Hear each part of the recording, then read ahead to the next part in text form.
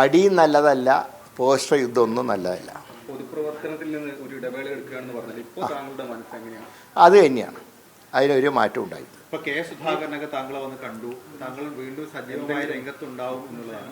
ഏത് പോസ്റ്റിലേക്കും താങ്കൾ യോഗ്യനാണ്. KPC അധ്യക്ഷനാവും, KPC അധ്യക്ഷൻ വയനാട് സീറ്റ് വേണമെങ്കിൽ വയനാട് സീറ്റ്. അപ്പം അത്രയും പാർട്ടി മുന്നോട്ട് ഓഫർ വെക്കുമ്പോൾ ഇനിയും സജീവമാവില്ല എന്ന് പറയുന്നില്ല.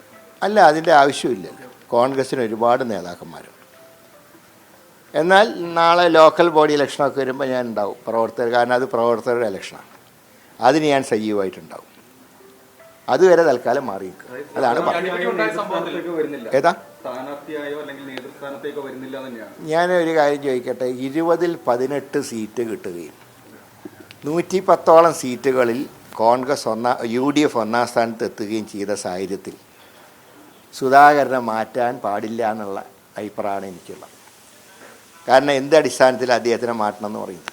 ഇത്രയും നല്ല റിസൾട്ട് കിട്ടിയാലും അപ്പം അത് ചെയ്യാൻ പാടില്ല.